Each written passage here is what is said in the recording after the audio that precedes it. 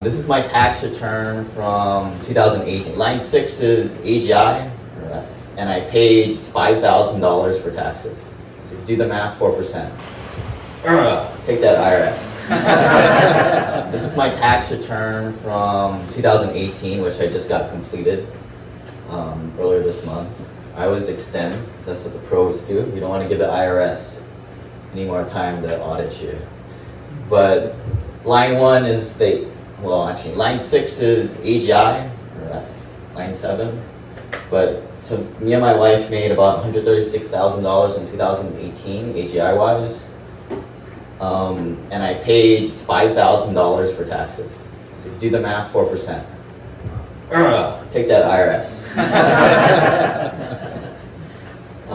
I was an engineer working, my wife's a school teacher. But that's what it's all about. So, and then you were asking earlier about what happens when these deals cash out.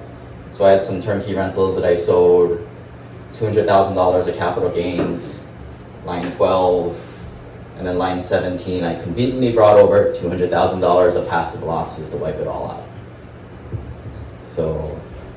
Now, were you able to do that because you were a professional? Actually, I was not a real estate professional. I don't know why. I don't care.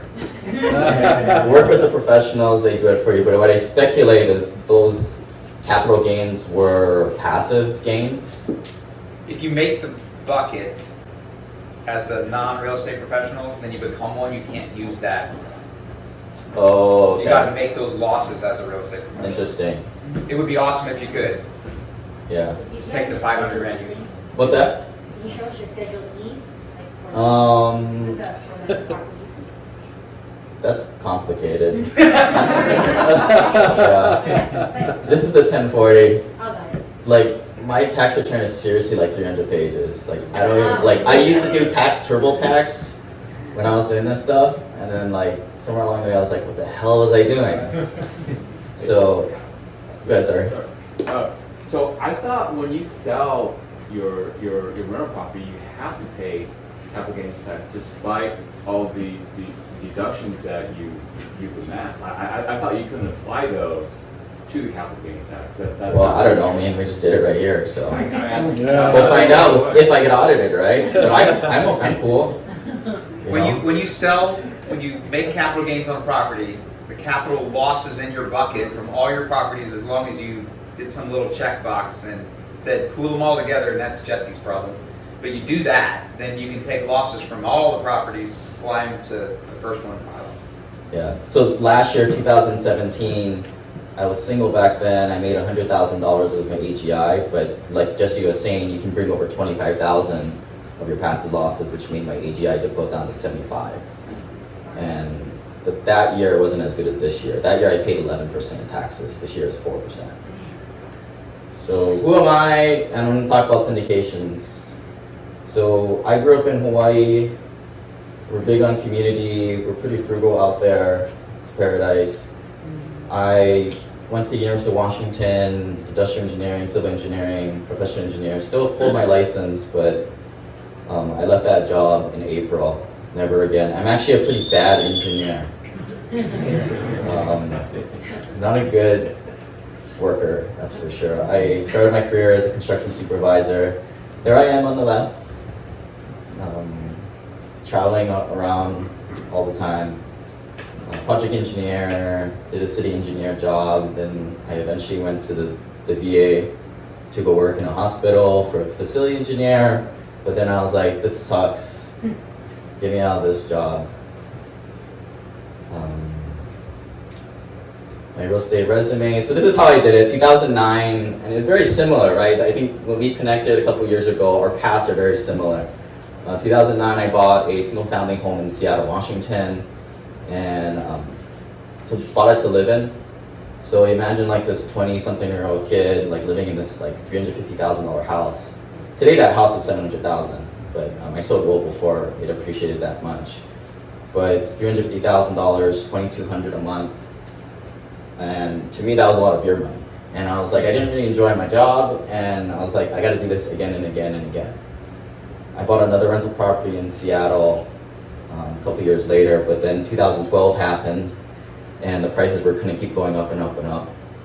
I was listening to podcasts, books, learning about rent to value ratios. You don't buy anything 1% or less if you want for cash flow. And then I realized I shouldn't buy in Seattle. Seattle, San Francisco, Hawaii, they're all primary markets. Thou shall not invest in those primary markets for cash flow, unless you're looking for appreciation. So what did I do? I went out to get cash flow in Birmingham. One of these things called a turnkey rental. Never visited the property. It worked once, so you get proof of concept, you go all in, right? So I sold those 2 properties, and I did a 1031 exchange for 9 properties out of state. So in 2016, I amassed 11 rental properties out, and those are the Google Map tabs. Mostly Indianapolis, Birmingham, and Atlanta. So if you guys are ever looking for properties out there, good property management teams. That's why you work with Melissa or those kind of guys. I never really visit any of these properties. They're commodities. $100,000 house, $900 a month. Rinse, wash, repeat, do it over again. I also brought into that same coffee farm. Nice. So we're technically partners, right? Well, my son, not me. But I invested a lot of money in my education. In 2016, I joined a bunch of masterminds, different groups, and it really started to get me in the right room with other professional engineers, doctors, lawyers. And to me, what I saw was the wealthy were doing something very different from what most people do. Wholesaling, flipping, all that stuff is very active stuff. So a little bit personal stuff about me. If you guys want to go to this website, I run a blog and podcast called SimplePassiveCashflow.com. I'm a big cheapo, and this is essentially what kind of powered my investing my first 5 years. I'll do all kinds of random stuff. I would shower at work to save money on electricity. I'd wash my car in the rain. I'd buy these power banks, the Anchor power banks. I'd charge it at work, take it home for the weekend. I don't know how much. I never buy soft drinks at restaurants. Poop at work. Yeah. Toilet paper? Yeah, flushes are 10 cents, you say. Exactly. But I think it's a sentiment, a lot of you guys are very frugal, and I think that gets you so far. In the beginning, I was able to save 30 to 50 grand a year, which I bought seemingly a rental every year. That's essentially how I did this. Other good ideas in there if you guys want to check that out. But today I own 17 apartment buildings, 7 mobile home parks, got a piece of assisted living facility, 2,800 total units, over $250 million. Those are the markets that I'm in, mostly southeast states. That's where the job growth is. That's where you have the rent to value ratios needed to be able to cash flow. I have an investor club that I call the Huido Pipeline Club. A few guys are here in it. Together, somehow people trust me enough to go in and put $20 million into projects that I invest alongside too. You can join that club by the URL here. But kind of going into building up to the syndication thing, if anybody heard of Gary Vaynerchuk, but he says self-awareness, knowing what you are, what your tools are is some of the biggest things. I've thought about this a lot. I'm an engineer, so I got a lot of flow charts. But a lot of this is what do you have to work with? Your time, money, knowledge. That's what you kind of mentioned too. I use the same framework.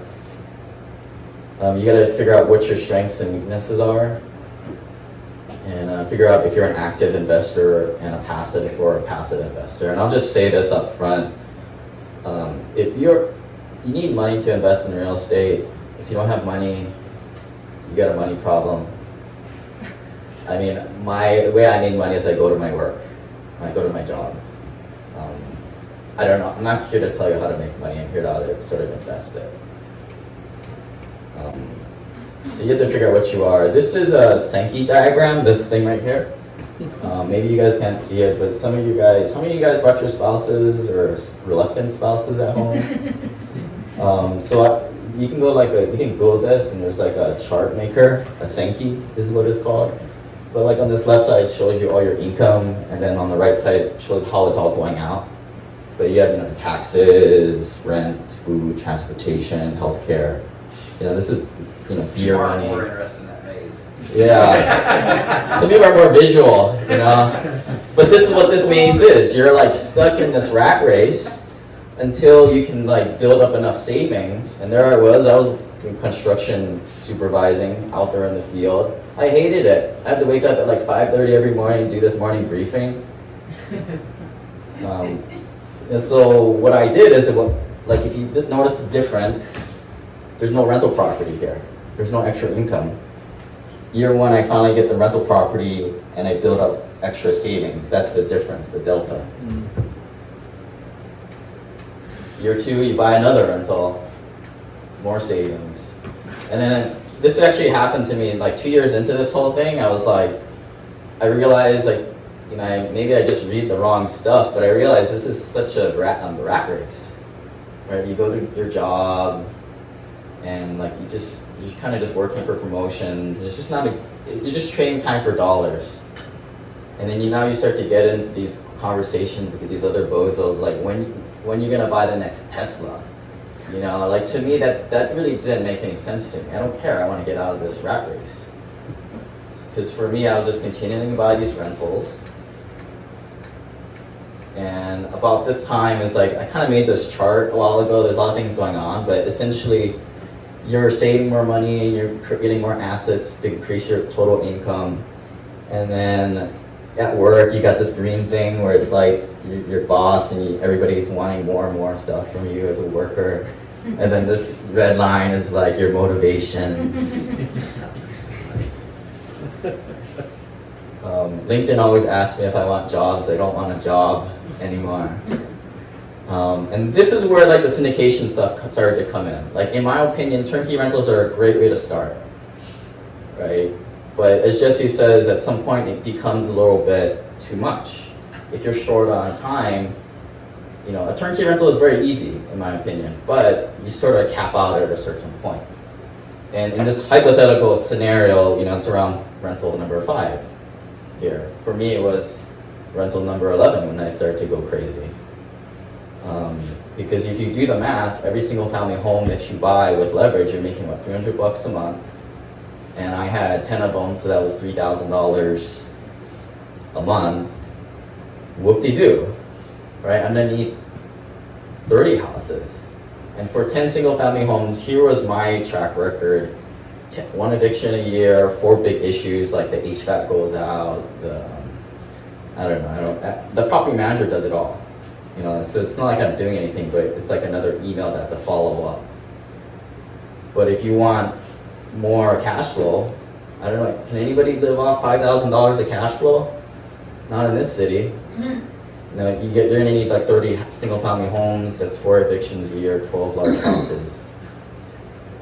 So it's a scalability thing. I have my YouTube channel and I kind of played around with this idea. Like I did a walkthrough of my, somebody trashed my rental property and like everyone's in my Facebook group is like, well, you're just buying crappy properties, you know, in bad areas. It's like, no, this is a B-class property. The renter was paying $950 a month and this happened.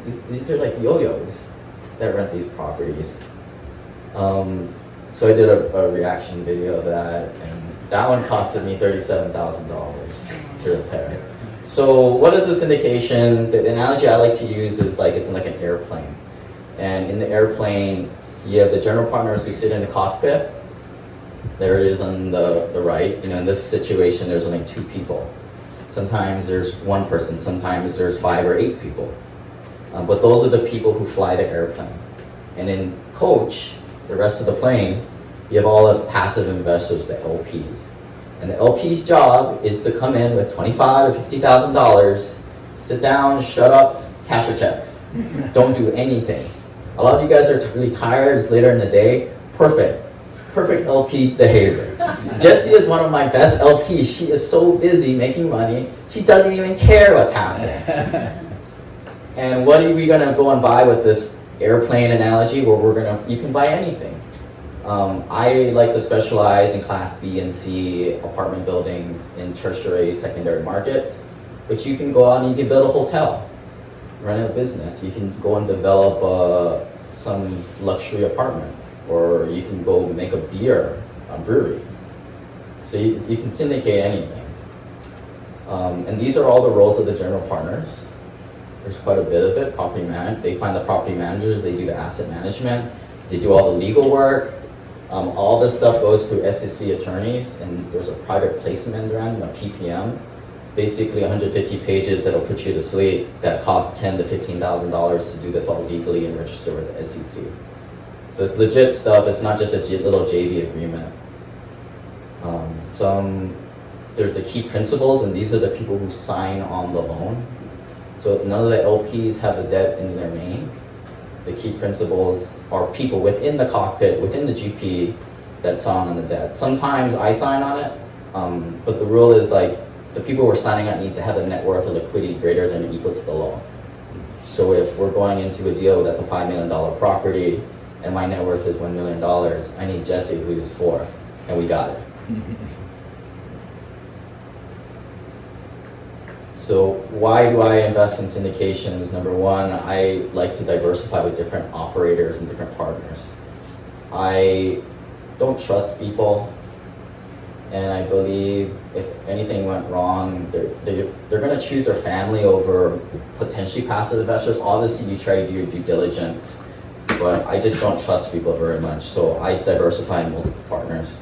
It sounds like a swinger, but hey, it's business. Number two, different asset classes, so multifamily. I haven't done self-storage. I'm not too keen on self-storage, but I do mobile home parks and assisted living. I like those asset classes.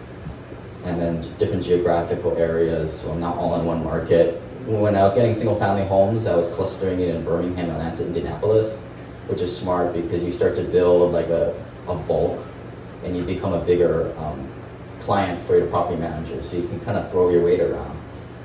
But you can only diversify with that so much without multiple property managers.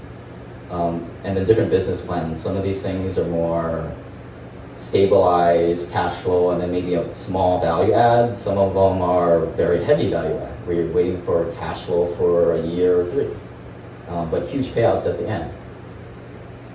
Here's some of the holdings that I have. I did this in my Facebook group. People are asking like, well, some of these deals you do are very like, they're newer properties, or like B+, A- type of new builds. Some of them are like dingier properties, the Class C stuff. Those are like the orange ones. So here's how this comes down to your investment philosophy. And everybody in this room has a different investment philosophy, but you're trying to go into deals with $50,000, $25,000 a piece, and kind of diversify to get the weighted average of what you personally want. So if you look at this, I mostly like those Class C tertiary market type of deals because I think it'll do better in a recession. They're cash flowing today. Where right now, I'll tell you, the blue ones are kicking butt right now, but we're obviously in a good market. So here's the steps of what a syndication timeline is. So most deals are a little longer, 4 to 6 year time horizons. So once you put your money in, it's locked up. Due diligence. So first process, and this is all done by the general partners. Passive investors don't have to do jack. And so this is what all like the general partners are doing. They're building relationships with brokers, finding off-market deals. They're evaluating the deals. Most times, you gotta go through like 100 or 1,000 properties to find one deal that actually works. And that's what the syndicating team is doing. They're trying to cherry pick the good deals, and they have access to good deals. And something a little bit different than like single-family homes, I feel like 80% of deals are found off-market. In multifamily world, it's opposite. 80% of deals are controlled by brokers. That's just how it is. It's an unfair game. Mom and pop investor cannot crack into 50-unit buildings and above. Ain't gonna happen. There's 20%, but those are problem properties. Me personally, I like owning deals that are 90% occupied or more, so I can get the Fannie Mae, Freddie Mac non-recourse debt. So that ain't gonna be in the 20% that's left over from brokers. So you're trying to find a deal that has a story, distressed seller, under market rents, suboptimal management practices. When you go like to the property and you see the pool sign hanging by one hinge, good sign. You go to apartment.com and like there's like 2 stars, good sign. Room for improvement. That's what you're looking for. You're pulling up all the financials, the profit and loss statements, the rent rolls. This is all before you even like put it under contract. A lot of work. And here's another kind of view of like a blow up of the fundraising period. But this is kind of when it comes out to LPs. So this is like the money raising period. This is when like the plane is getting boarded. So passengers are usually, what we'll do is we'll put out a webinar, and then it'll just be like, type your name in this form and we'll get the PPM out to you, and if you sign it and you wire your money in, you get a spot on the plane. Sometimes you gotta be quick because it fills up.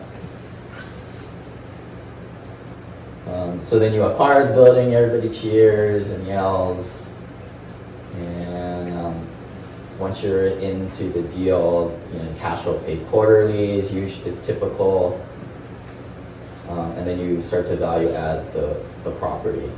This is all done by the general partners, of course. Most times, in most deals, it's usually a monthly or quarterly email update with detailed financials are sent out to investors. But you gotta remember, as an LP, you wanna go into multiple of these things. Right now, I'm thinking in like 15 or 20 deals. And then I'm thinking after 12 deals, you start to become like, oh my good, I know you don't even read my emails, I bet. So that's when stabilization occurs and the property is sold, and hopefully 3 to 7 years, and then everybody is giving back all their money and then some. And every year you're getting a K1 form. You guys can Google that form. The Schedule E, I think, is similar, but it's a lot more complicated. Schedule E is what you put all your rental deductions on your rentals, which is really complicated. And I have a spreadsheet that I would track this stuff myself and give to my CPA. But with syndication deals, it's all on K1. If you guys Google it, it's just one page. It's super simple. And then, so 2 types of syndications. There are blind pool funds and single asset LLCs. So are any whiskey drinkers in the house, or scotch? Okay. So here's the analogy. So Monkey Shoulder is like a blended whiskey, right? So, which is similar to a blind pool. Blind pool is like, hey, we're just gonna go out, give us our money, and then we're gonna invest in all kinds of deals, right? Sometimes it can be a very narrow focus, such as a mobile home park fund, just looking in the southeast states, 90% occupied or more, right? Or sometimes it can just be very narrow or wide band, like, oh, good deals. The single asset LLC are something I like to invest in mostly because I want to underwrite the deal myself. I want to pull the rent rolls and then get the P&Ls and then see if it cash flows itself. So that's like, we are picking up a property at 123 Main Street in Oklahoma City, for example, and you can do your own due diligence as a passive investor on that. Traditionally, blind pool funds are where you see a lot of like the scams happening. It's it's hard to kind of check what the heck is happening. Especially these house flipping funds, they're kind of notorious for that. Single asset have just better visibility. Sometimes, just like the single malt scotch, it can be it can be a dud sometimes, but when they're making it, usually it's better, right? It's a higher quality than the Monkey Shoulder there. Some people like the Monkey Shoulder or the blind pool because it's a little less volatility. It's a little smoother, right? But you got to have a lot more faith in your sponsor. Whereas the single asset variety, you're able to underwrite the sponsor and vet the actual asset. And while we're on due diligence, like for me on the high level, when I vet sponsors, it's 50% the person. I don't invest in anybody unless I know somebody personally that's invested with that person and can vet their character and integrity and track record. I'd invest, my first LP deal I went into, I lost 40 grand because the guy was a shyster, and I eventually found that out shortly from my network. Like, dude, why'd you invest with that guy? And that's why it's super important for you guys, like on breaks or coming out to the cocktails, is you meet as many people here, because that was really how I grew my network. That and making a podcast helped, but finding other people that are like-minded that you can kind of stick to and build a relationship into the future. A lot of different ways to invest. Syndication investing is just another one. I would say more for higher net worth investors. A lot of people love this little chart that I made. So on the left side, you have sort of like the average returns, in my opinion, right? And this is not to say that it's the end all be all, but it's just in relative respect to each other. On the bottom, you have the lower risk, higher risk stuff. So that line there, anything lower than that line sucks. You should try and stay away from that as much as possible. For example, stocks and mutual funds. I think they're moderate risk, but they're a really bad return for the amount of risk you're taking. And the reason why is because it's there's so much middlemen kind of bumping their commissions up or whatever. REITs and bonds are sort of on the same spectrum. They're below that line. Stay away from that stuff. Lending money to friends and family, for example, is very high risk and low return. So that's where I place it on the chart. So what are all the cool things that you want to be investing in? Single family turnkey rentals, I believe it's like right here. It's sort of lower risk, especially if you can get all the new components, HVAC, plumbing, electrical, rehab, the roof. And then the returns can be quite high. Unfortunately, it's not very scalable. But for a beginning investor, people under $250,000 net worth, I don't think you can beat it. Especially if you live out in California where you don't have access to deals. There's private money lending in there, but you're not an equity investor, you're just a debt investor. You don't get any of the depreciation. And I think that's where multifamily syndications kind of come into the play. That's how I think it matches up. Of course, some of you guys have businesses. I have a lot of younger investors, and they have like a side business that they're doing. I always tell them, hey dude, don't invest in this stuff yet. Put it into your business and marketing because you're going to have much higher ROI. Real estate, in my opinion, is an end game strategy, unless you're kind of flipping houses and making it a business. But who wants to do that, right? And this all kind of goes off of like the Sharpe ratio is like a way of like connecting how much risk to reward you're getting. I want to go into what's called good risk-adjusted returns, right? Like if I'm going to get a higher risk, like a development deal is a very high risk investment. I'd better see 25 to 30% return on my money every single year and something like that. A syndication is sort of like a REIT, but a REIT is a big institutional product with so many middlemen. It is both passive, completely passive, you don't do anything, but REITs are like stocks, mutual funds, just too many commissions, too many middlemen. Syndications are you're investing with the sponsor that you know personally. I mean, how many like stock investments where you actually know the people personally? So again, a lot of different passive investing options, commercial triple nets, rentals, notes, private money investing. But this is kind of where syndication kind of stacks up. We talked about this. Some definitions, like accredited investors are supposedly higher net worth. They make over $200,000 or $300,000 with spouse, or have a net worth excluding their primary residence of $1 million. A big misnomer is like people are like, oh, I'm gonna wait till I'm accredited, then I can get into the cool kids club and invest in these country club deals. Completely false. 97 to 90% of syndicated deals or these private placements are for non-accredited investors. You're just not in the network of a sponsor. And you can verify that. Go on the SEC website, go check out all the Edgar. It's going to take you forever and you're not going to understand what's happening there. But all SEC filings go on that website. And you can tell it's the 506B, B like boy, are the ones that do accept non-accredited investors. What they do accept are what's called sophisticated investors. And this term is very loose. Very loosey-goosey, very gray. We don't know. In my opinion, what a sophisticated investor is you understand the risks of real estate, or maybe you own like a turnkey rental and you understand, yeah, you can lose money. So if you're not an accredited investor, can you invest? Yes. Just find a 506B deal. We can talk about some of these later, but you're buying into a business, and here are a lot of very common payout schemes, like 90-10 splits, where 90% of the returns go to the passive investors, 10% stay with the GPs, and it kind of cascades down. This is more, these are more stronger returns, splits for the investors. These are some of the more weaker, gets more to the weaker side. But one of the biggest mistakes I see new passive investors go after is they're like, oh, I'm gonna go after this one. It's like, no, you dummy. That person is brand new and he has no track record. I would rather go with an experienced sponsor and get a 70-30 split.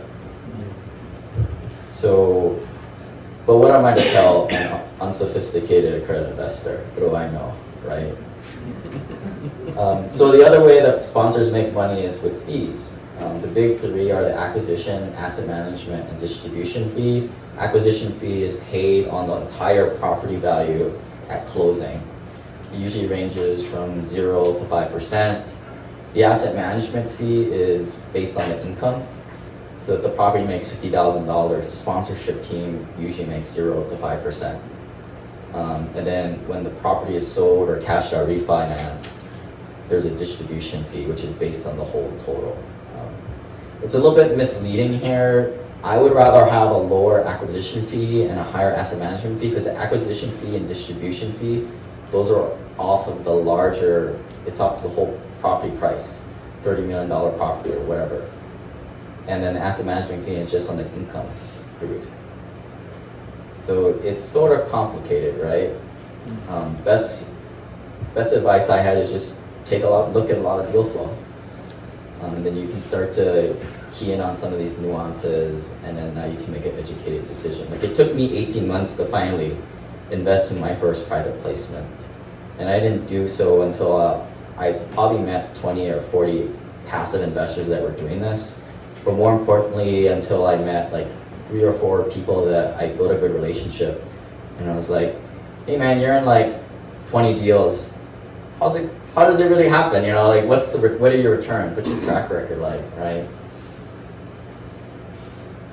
So my message to the W-2 employees, the professionals that kind of follow my podcast is, it all matters how much money you can save at the end of the day. I don't care how much you make. I mean, I talk to so many San Francisco people, they make like 300 grand and they can barely save like $5,000. It's like, what the heck, right? All that matters is how much you net at the end of the year. And most of my investors, they average about $30,000 to the plus side every year. And some of them more better than average are saving at least $50,000. So you guys should ask yourself, how much do you net at the end of every year? And if it's under 10, well, maybe you have a money problem. Or maybe you have some holes in your budget. You gotta ask some tough, difficult decisions. But most of the people who get it are, putting away $30,000 every single year to doing this stuff. So most people who are able to save $30,000 to $50,000, you'll likely be financially free in 4 to 7 years. And it took me a long time to develop this mindset, but you begin with the end in mind is the same. So kind of create the lifestyle that you want. I mean, this is the whole evolution of simple passive cash flow, right? In the beginning, SPC 0.0 was like, okay, I'm just gonna go find a job, right? I worked hard, I got brainwashed by my parents to go to school, become an engineer, and then I went and bought a house because that's what you're supposed to do. All lies, in my opinion. Then the first level of SPC 1.0 is go get some turnkey rentals. And then go get yourself to be a sophisticated investor, get your net worth to be above $250,000 to $500,000 doing that.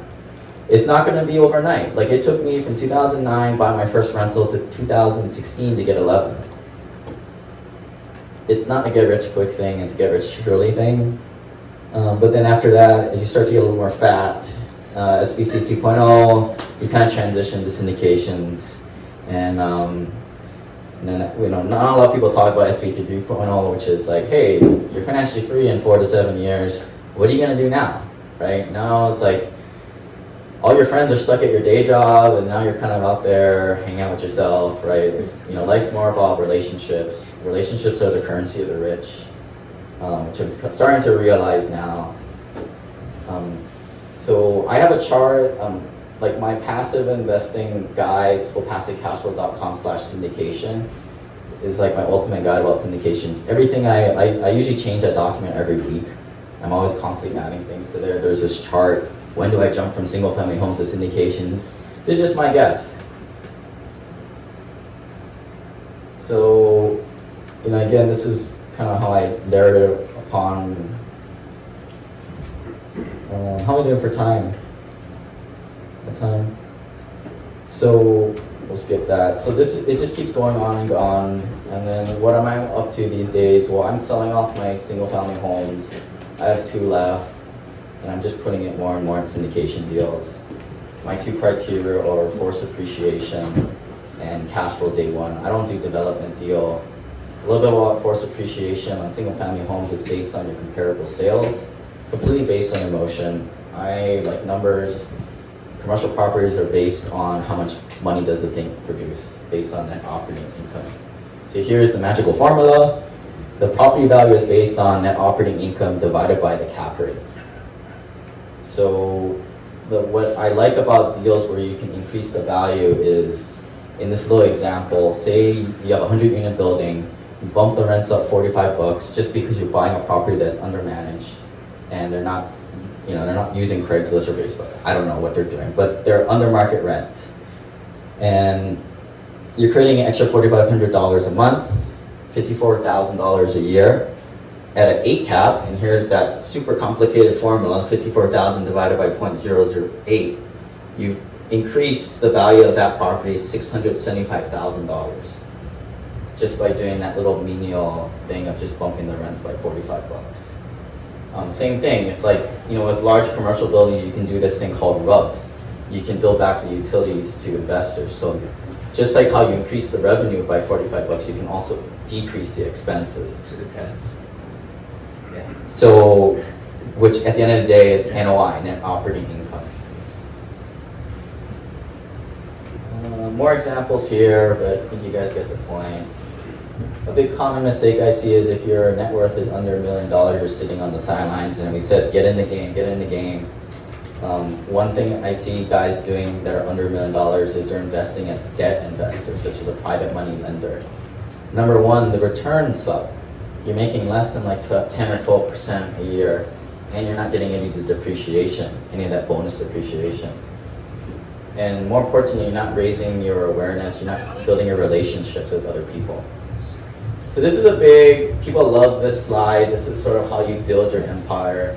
You start off with a few turnkey rentals to get going, you get a big experience, build up your network, and you're just kind of increasing your cash flow per year. Then maybe you sprinkle in a Class C multifamily syndication. You're still picking up turnkey rentals because you know what good deals are and you have built up that relationship. And then you try some different asset classes. You just kind of keep layering this on top of each other. Life settlements, you guys can ask me about that at the bar. That one's a little morbid. Maybe try some more riskier investments, like a hotel syndication or an assisted living syndication, which I believe are a little bit more riskier. And then Gary's gonna love this. So these deals that I go into, you're gonna need like $25,000, $50,000. And me personally, I don't keep very much money in my checking account. So I've developed this idea called the O Fund, the Opportunity Fund, where it's just money I set aside to put into deals, because deals are very infrequent. They come out and then you gotta be quick on it. You gotta sign your PP and get your money in. Sometimes you're not quick enough, you don't get it. So what I do is I always have about $50,000 to $100,000 outside of my checking account in this what I call an opportunity zone or on deck circle if you guys are baseball fans. So I use infinite banking, like how Gary's doing. And I have like a policy where initially I put in like $50,000 every year. Right now I probably have like a cash value of like $100,000, $150,000, but that just stays in there and it's making an interest rate of like 3-4% tax free.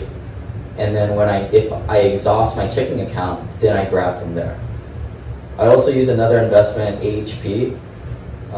They invest in non-performing note funds. They get 10% a year.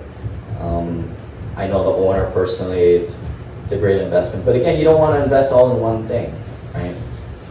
But yeah, I'm a big fan of the infinite banking thing.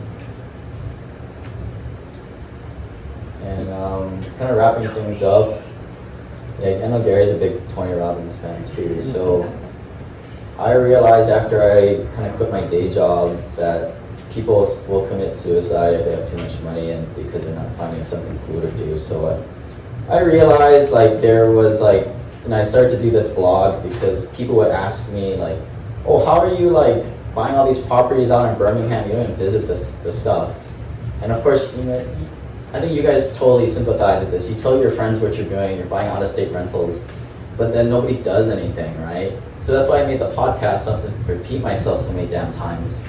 And then I attract people that are like-minded, and that's been a really cool thing. But then I realized like so many people are like struggling with finances, and they're buying the big house far away, commuting every day to work. If they would just buy a freaking turnkey rental or go into a syndication, they'd be financially free in 4 to 7 years. But the problem is people just don't take the first step.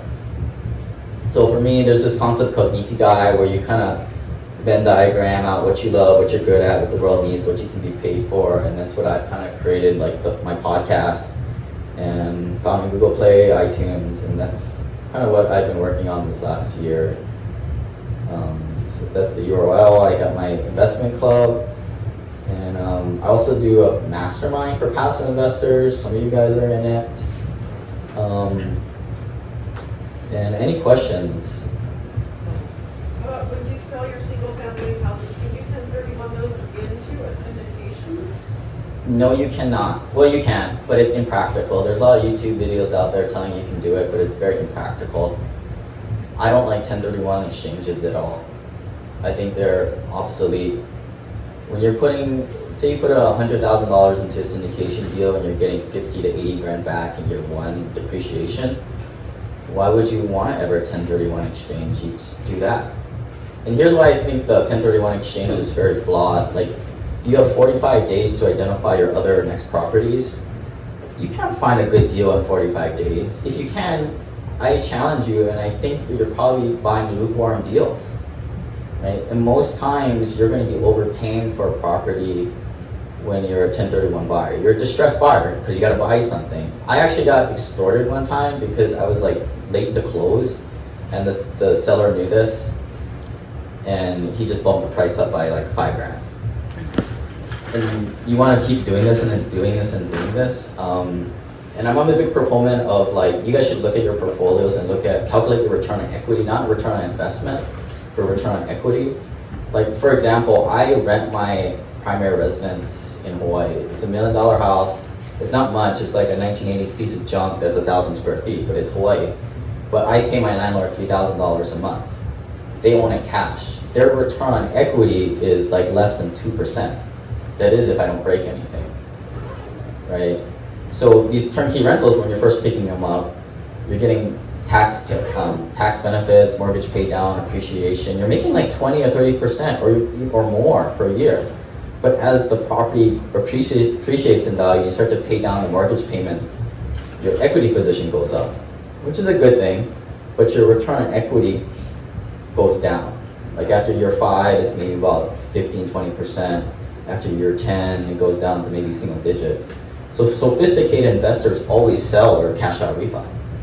Because what they're doing is they're riding that curve, the return on equity curve, you call this a C curve.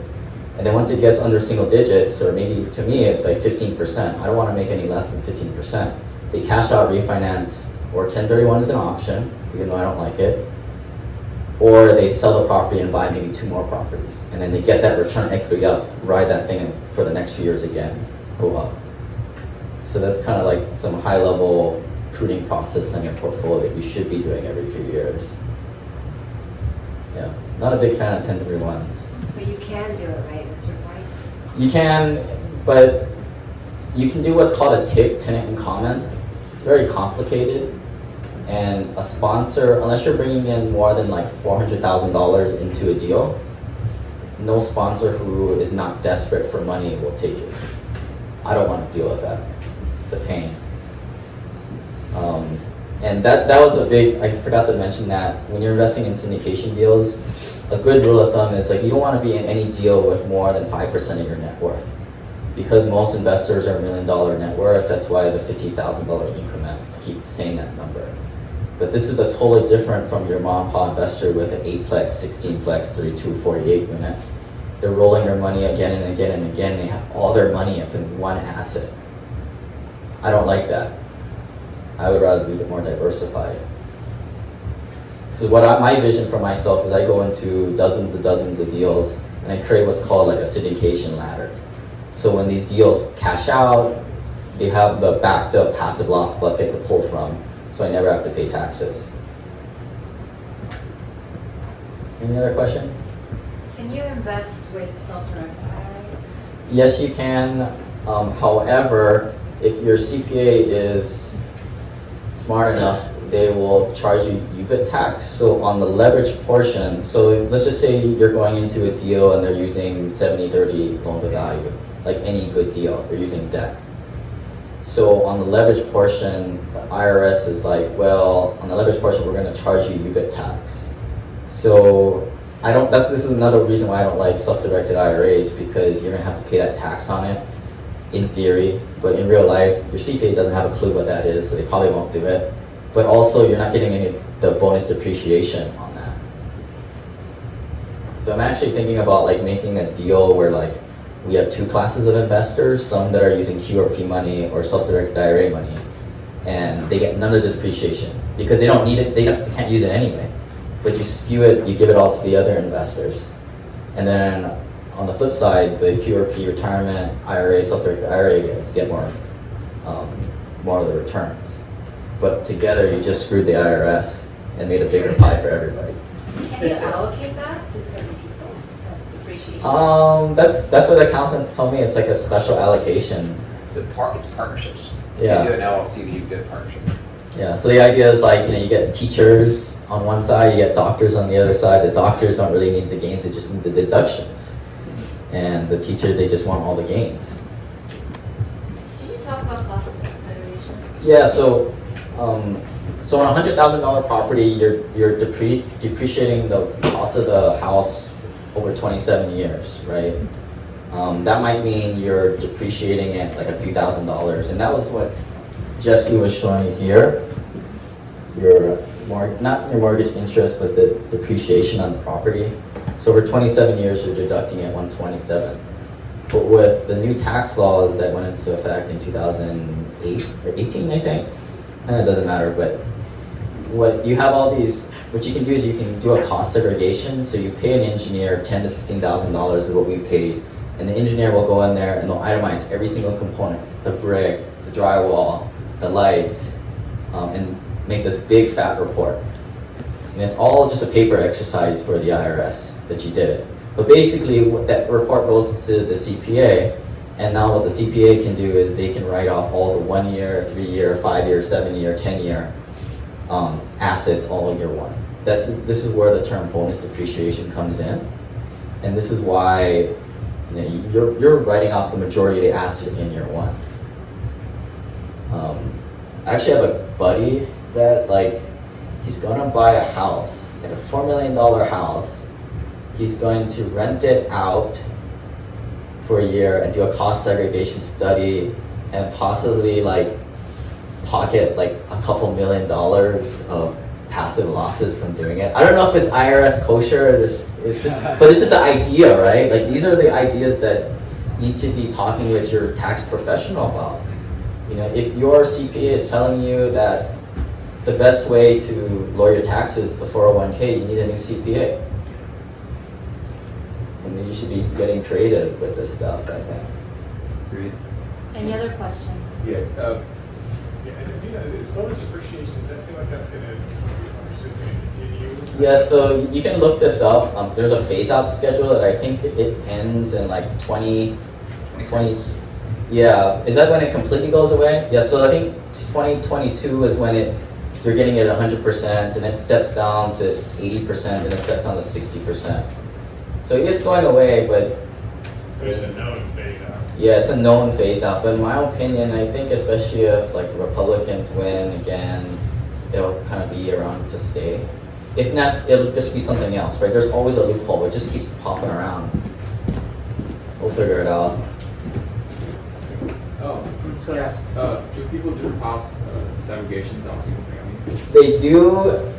I've seen some guys do it for like $350, but it's super shady. I wouldn't do it. It's not even worth it. I don't know. It's all like if you get audited, I wouldn't mess with it. Right? It makes sense once you do a deal that's like bigger, right? Like a several $1 million property. And then if you keep the property longer, essentially what you're doing, you're kicking the can down the road, right? The longer you hold the property, the more benefit you get out of that cost segregation. Because sometimes, if we're only going to do a deal where we hold this apartment building for like 2 or 3 years, it may or may not make sense to pay that $10,000, $15,000 to do it, right?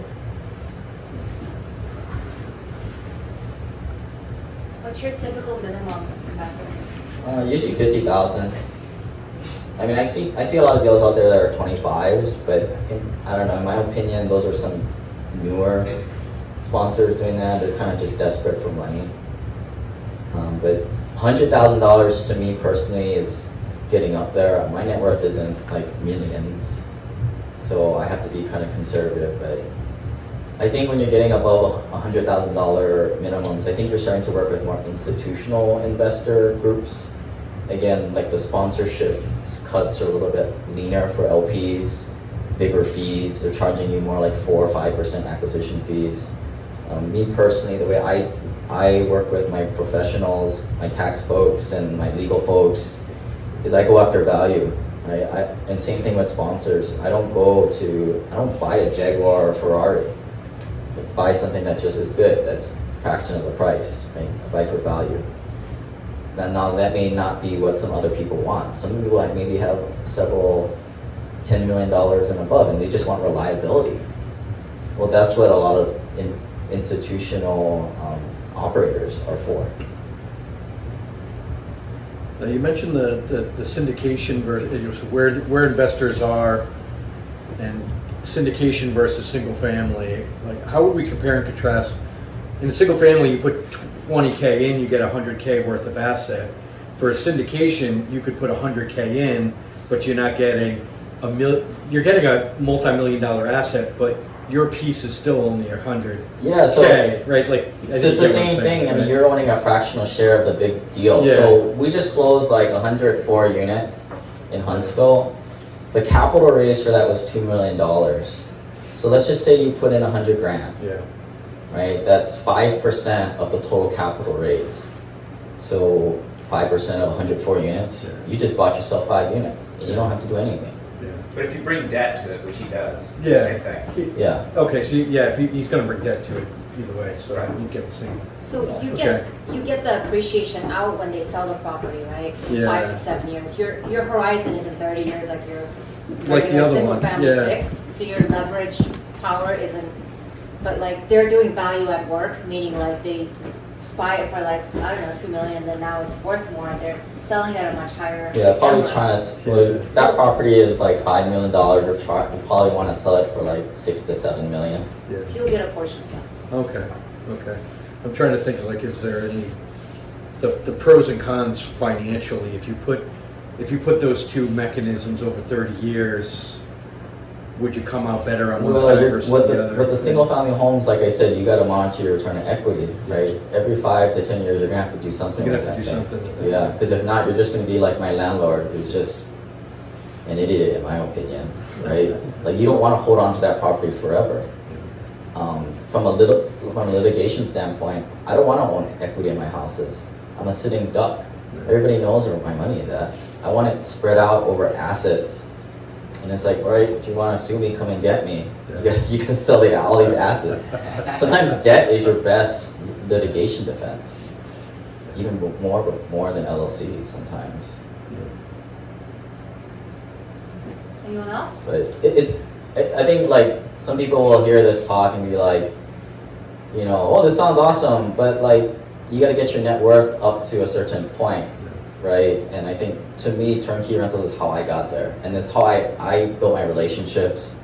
right? And this is how we connected based on that. Like you had some rentals, I had some rentals. Now we can start to build a relationship, as opposed to you're some guy who doesn't own anything. You know, you don't get in the cool kids club unless you own a rental for the most part. But in that process, you start to build your net worth to get into the cool kids club.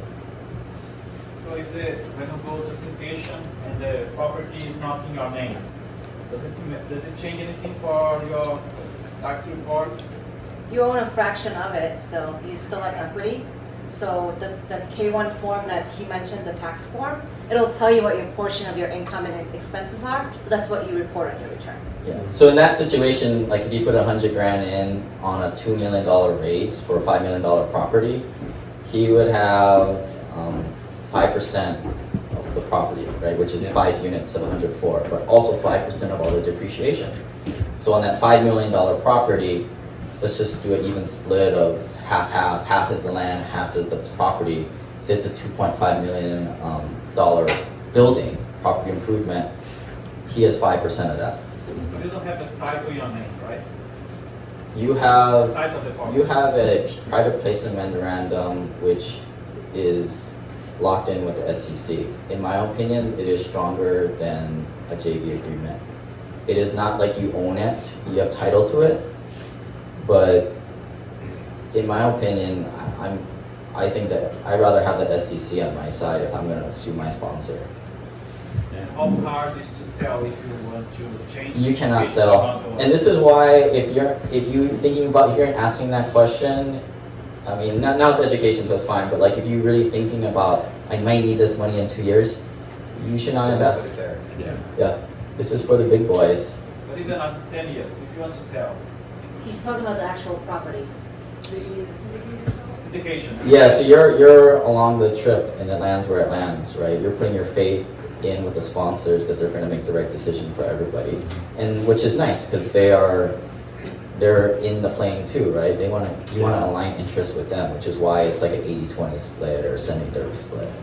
That's why remember that pyramid thing, right? That's the next level up. That's passive. But a syndicator will typically tell you how long they expect to hold it. Like, expect it to be 5 years, it could be up to 7 years. Yeah, I would say most deals are like 3 to 7. Yeah. Yeah. The GP wants to exit because that's where the GP's making their money. Yeah. So some investors, high net worth guys, they want a cash flow in this asset, and they kind of get annoyed when like, man, you doubled my money in 3 years. It's like, come on, man, give me a break. You know, like good problems to have, right? Yeah, but you know, this isn't the only thing you got. You should be in 20, 30 deals like this, diversified. Yeah, I've been involved in syndications too, where people have one to get out, so if there's 50 people who are invested in the deal, they'll send out a note saying, hey, this person has a $50,000 investment, they want out, does anybody want to buy it? So I've seen people get out that way, but it's not really. Yeah. And these are good questions to ask now. I mean, you guys are welcome to like pull me aside, but like if you're a non-accredited investor, it's very important to not be that annoying investor because it's a vetting on both sides. You think you're the client. It's the opposite way around in good sponsors. They're interviewing you as a client. They want to know if you're going to be a pain in the butt for the next 5 years. They want to know if you're thinking in the back of your head that you may need to pull out some money and just be a complete pain. So there's a big, you know, it's a thing. Yeah, any other questions? If you guys want to book a call with me, SimplePassiveCashflow.com/talk. I'm not doing anything the rest of the year. I'm taking it easy. Call. So your schedule's wide open? Yeah, I'm done. I'm tired this year. We've done a lot. Thanks. Thanks, Nate.